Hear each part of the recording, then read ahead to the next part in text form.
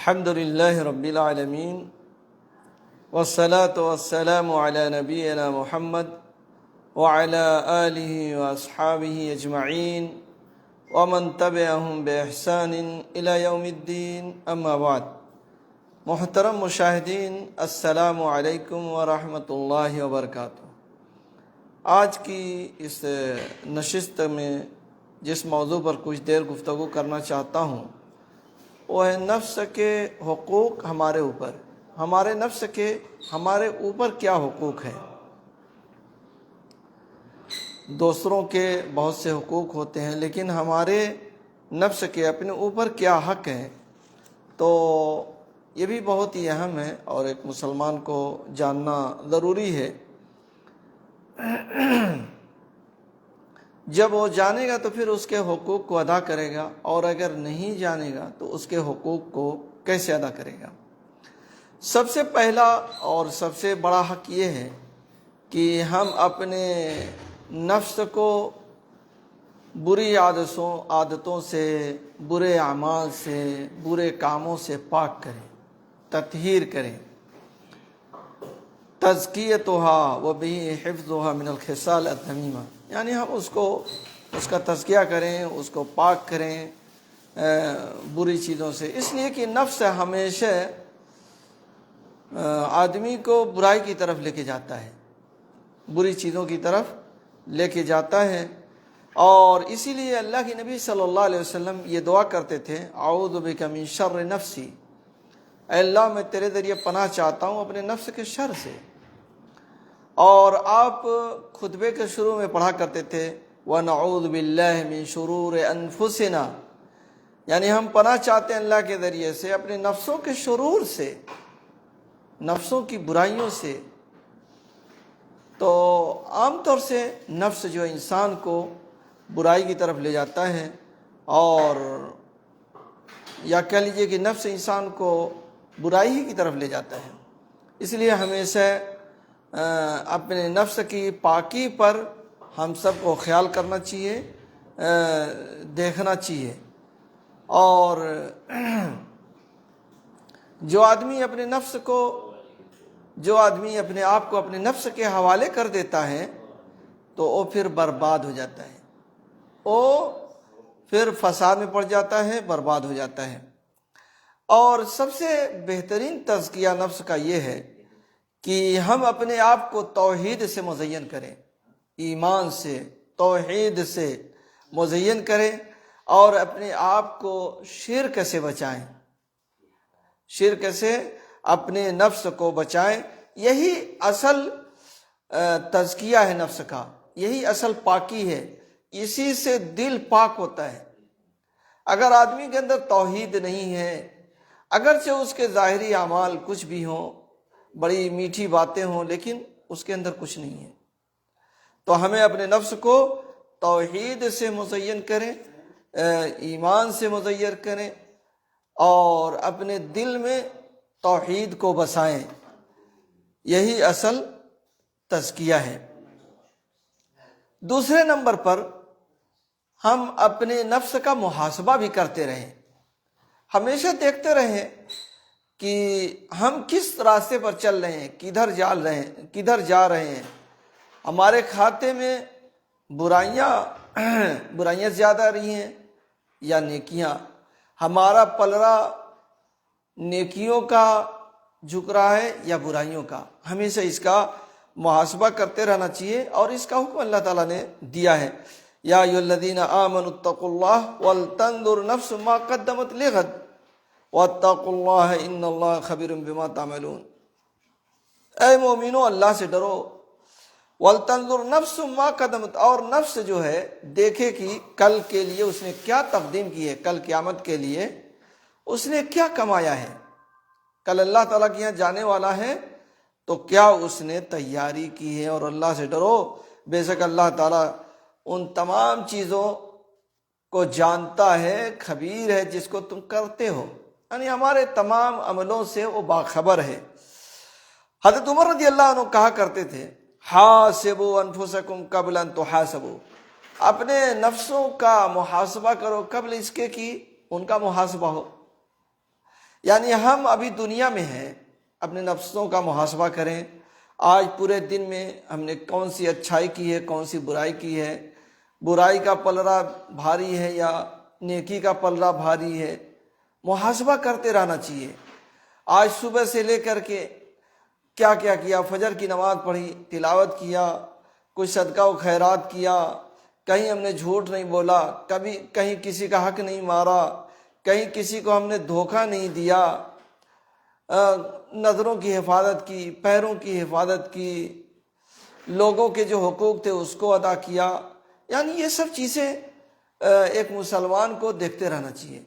بلکہ اس میں بہترین طریقہ یہ ہے کہ ایک آدمی ایک ہفتے کا دفتر بنائے اور روزانہ کی چیزیں لکھے، روزانہ کی چیزیں لکھے کہ آج میں نے صبح سے سونے تک کیا کیا کیا ہے، سب کچھ لکھے، تو اس سے انداز ہو جائے گا، اسے پورے طور سے معلوم ہو جائے گا کہ ہمارے اندر کیا کمی ہے، کیا کوتاہی ہے، کیا اچھائی ہے، کیا برائی ہے، اس کو برائی کو کیسے دور کرنا چاہیے، کوتاہی کو کیسے کم کرنا چاہیے۔ یہ سب چیزیں بڑے اچھے طریقے سے واضح ہو جائیں گی۔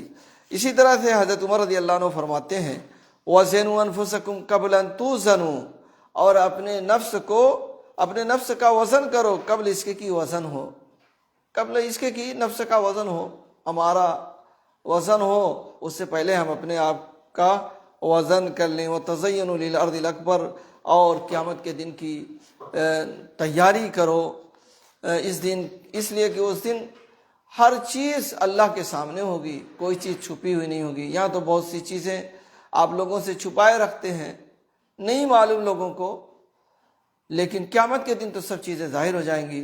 اس لیے اس دن کے لیے ابھی سے ہمیں اپنے نفس کا محاسبہ کرتے رہنا چاہیے، تیاری کرتے رہنا چاہیے۔ یعنی نفس کے حقوق میں سے ہمارے اوپر یہ حق ہے کہ ہم اپنے نفس کا محاسبہ کریں، اس لیے کہ یہ کل قیامت کے روز اگر آگ میں جلے گا کس کو تکلیف ہوگی؟ ہم ہی کو تکلیف ہوگی۔ اس لیے میرے بھائی اس کا محاسبہ ابھی سے ہم کو کرتے رہنا چاہیے۔ تیسرا حق ہمارے نفس کا ہمارے اوپر یہ ہے کہ ہم لوگوں کے حقوق سے اس کو پاک کریں، دور کریں۔ لوگوں کے جو حقوق ہیں ہمارے اوپر، اس سے اپنے آپ کو پاک کریں۔ تخلیصھا من حقوق الناس، اس لیے کہ اگر لوگوں کے حقوق ہیں تو وہ معاف نہیں ہوں گے، اور اس کی وجہ سے آدمی کو جہنم کی سزا کاٹنی پڑ سکتی ہے۔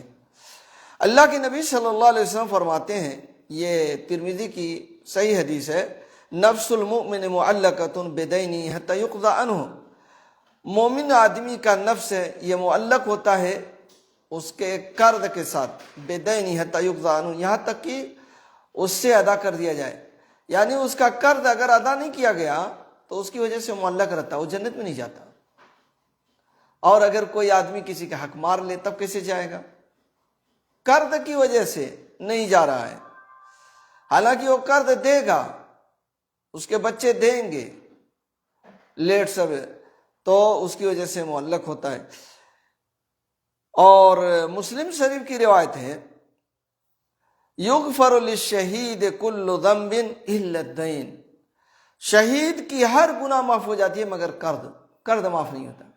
شہید جو اللہ کے راستے میں اعلاء کلمت اللہ کے لیے جہاد کرتے ہوئے اپنی جان اللہ کے سپرد کر دی، اس کی ہر گناہ معاف ہو جاتی ہے سوائے قرض کے معاف نہیں ہوتا ہے۔ تو اگر کسی کا حق مار لیا ہو، زمین جائیداد مار لی ہو، تو کیسے معاف ہوگا؟ آج کل لوگ بڑا آسان سمجھتے ہیں، بہنوں کے حقوق نہیں دیتے اور خوب کھا رہے ہیں، نام نہیں لیتے دینے کا، اور امیدیں لگائے بیٹھے ہیں جنت میں اعلیٰ مقام ملے گا۔ بھائی لوگوں کے حقوق لے کر کے کیسے جنت میں جائیں گے؟ کسی کی نیند نہیں آ رہی ہے اور کوئی خوب کھا رہا ہے لوگوں کے حق کو، مال حرام خوب کھا رہا ہے۔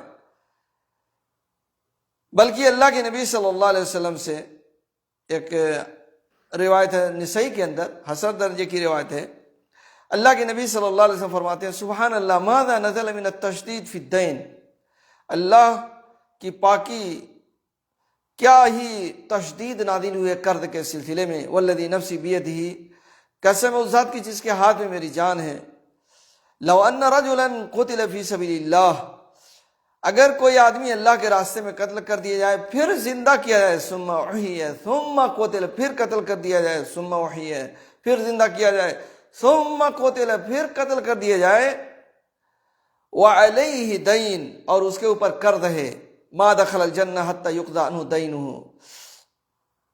اللہ کے نبی فرماتے ہیں 3 مرتبہ بھی زندہ کر کر کے اس کو جہاد میں بھیجا گیا اور شہید ہو گیا، یا جہاد میں گیا شہید ہو گیا، اور اس کے اوپر قرض ہے، لوگوں کا قرض ہے، تو وہ جنت میں داخل نہیں ہوگا یہاں تک کہ قرض چکا دیا جائے۔ جب تک قرض چکایا نہیں جائے گا وہ جنت میں نہیں جائے گا۔ شہید آدمی یہ بھی جنت میں نہیں جائے گا اگر مقروض ہو کر کے مرتا ہے، لوگوں کا قرض ہے اس کے سر پر۔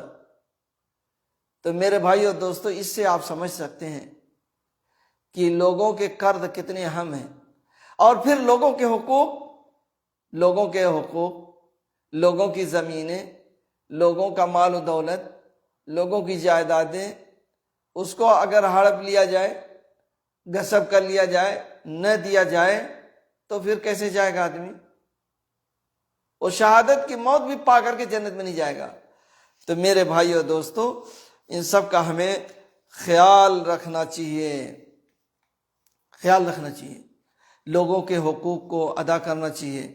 اللہ کے نبی صلی اللہ علیہ وسلم کی ایک پیاری حدیث ہے اس سلسلے میں لوگوں کے حقوق سے، یہ مسلم کی روایت ہے، ان المفلس من امتی یاتی یوم القیامت بصلاۃ وصیام وزکوۃ ویاتی قد شتم هذا وقذف هذا واکل مال هذا وسفك دم هذا وضرب هذا فيؤتى هذا من حسناته وهذا من حسناته فإن فنيت حسناته قبل أن يقضى ما عليه أخذ من خطاياهم فطرحت عليه ثم طرح في النار۔ اللہ کے نبی ایک بار پوچھتے ہیں لوگوں سے، اس میں سوال نہیں ہے لیکن بعض روایتوں میں ہے سوال، ان المفلس من امتی، بے شک مفلس میری امت کا قیامت کے دن آئے گا، اس کے اوپر نماز ہوگی، اس کے پاس روزہ ہوگا، اس کے پاس زکوٰۃ ہوگی، لیکن وہ کیا ہوگا کہ کسی کو گالی دیا ہے، کسی پر بہتان لگایا ہے، اور کسی کا مال کھایا ہے، کسی کا ناحق خون کیا ہے، کسی کو مارا ہے، تو یہ نیکیاں اس کو دے دی جائیں گی، اس کی نیکیاں لوگوں کو دے دی جائیں گی، جن لوگوں کو مارا ہے، جن لوگوں کو گالی دیا ہے، الزام لگایا ہے، ان کو دے دی جائیں گی۔ اگر اس کی نیکیاں کم ہو گئیں تو پھر ختم ہو گئیں تو لوگوں کے گناہ اس کے اوپر ڈال دیے جائیں گے، پھر اس کو جہنم میں پھینک دیا جائے گا۔ یہ مفلس ہے، دنیا میں نہیں، آخرت میں۔ دنیا میں تو بڑا آدمی ہے، یہ بڑا پیسے والا ہے،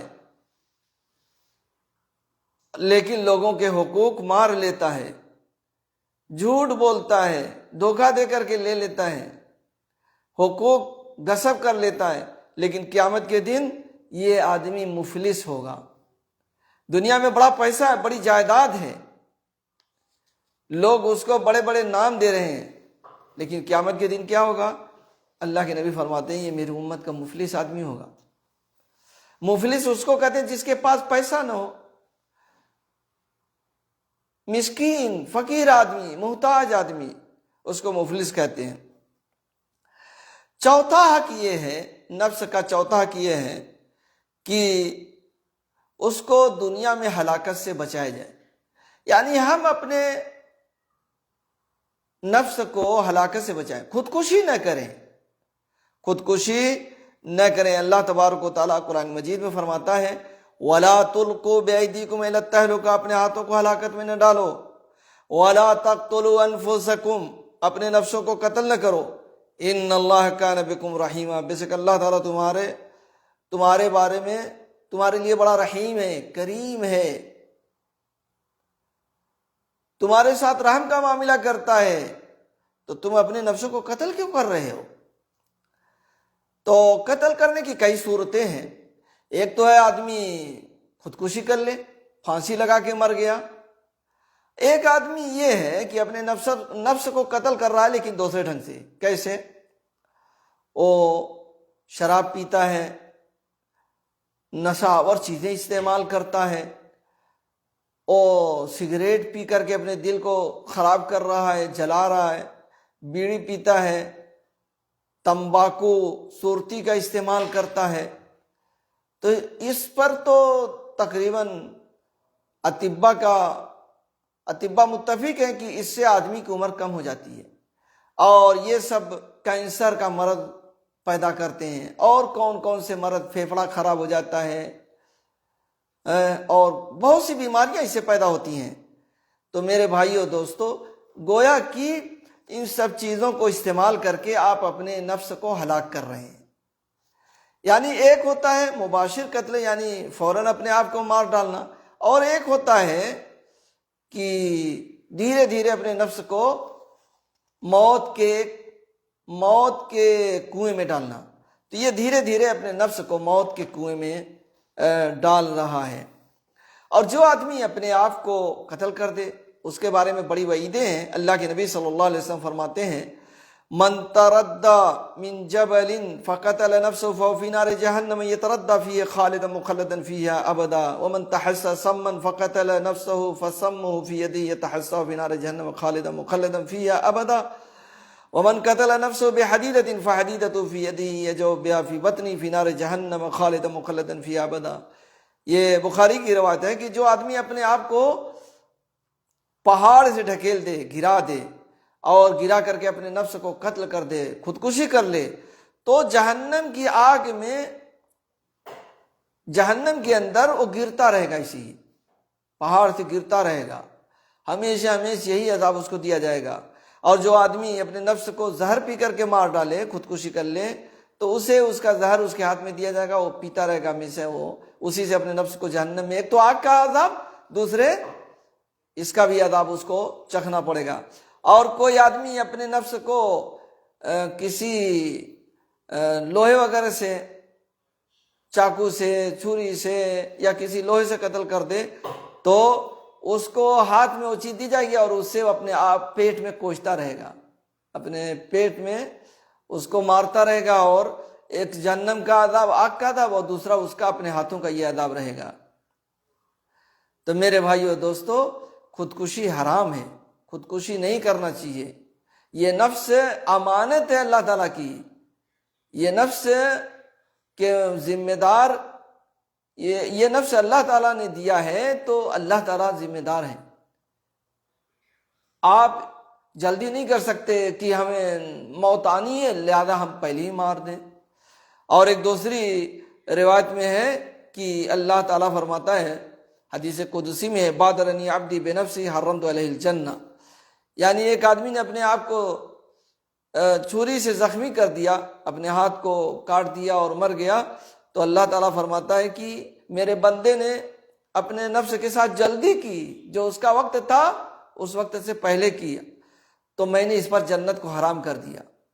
تو میرے بھائیو دوستو، یہ بہت ہی اہم مسئلہ ہے. لوگوں کو معلوم نہیں ہے کہ خودکشی حرام ہے، یا معلوم ہے لیکن غصے میں یہ سب کام کر ڈالتے ہیں. ایسا نہیں کرنا چاہیے. پانچویں چیز، وقایۃ من العذاب فی الآخرہ، یعنی ہم اپنے نفس کو آخرت میں عذاب سے بچانے کی کوشش کریں. اپنے نفس کو آخرت میں عذاب سے بچانے کی کوشش کریں. اللہ تعالیٰ قرآن مجید میں فرماتا ہے، یا ایھا الذین آمنوا قوا انفسکم واہلیکم نارا وقودھا الناس والحجارہ علیہا ملائکۃ غلاظ شداد لا یعصون اللہ ما امرہم ویفعلون ما یؤمرون. اے مومنو، اپنے نفسوں کو، اپنے اہل و عیال کو جہنم سے بچاؤ، آگ سے بچاؤ، جس کا ایندھن لوگ اور پتھر ہوں گے. جس کا ایندھن، جہنم کا ایندھن لوگ اور پتھر ہوں گے. علیہ ملائکۃ غلاظ شداد لا یعصون اللہ ما امرہم، اس جہنم کے اوپر اس کی نگرانی کرنے والے فرشتے ہیں جو بڑے سخت دل ہیں، جو اللہ کی نافرمانی نہیں کرتے، وہ لوگ وہ کام کرتے ہیں جس کا حکم دیا جاتا ہے، اللہ کے خلاف اللہ کی نافرمانی نہیں کرتے۔ تو میرے بھائی اور دوستو، ہمیں ایسا کوئی عمل نہیں کرنا چاہیے جس سے ہم جہنم میں جانے کا سبب بنے، جہنم میں جانے کا سبب بنے، اپنے آپ کو نیکیوں کی طرف لائیں۔ تو یہ 5 چیزیں ہمارے نفس کے حقوق ہمارے اوپر ہیں، اگر اس پر پورے طور سے عمل کیا جائے تو ہم اپنے آپ کو جنت کے قریب کر سکتے ہیں اور جہنم سے اپنے آپ کو بچا سکتے ہیں۔ اللہ تعالیٰ سے دعا ہے کہ اللہ تعالیٰ ہم لوگوں کو کہنے سننے سے زیادہ عمل کی توفیق عطا فرمائے، آمین۔ وآخر دعوانا الحمد للہ رب العالمین، وصلی اللہ علی نبینا محمد وعلی آلہ واصحابہ اجمعین۔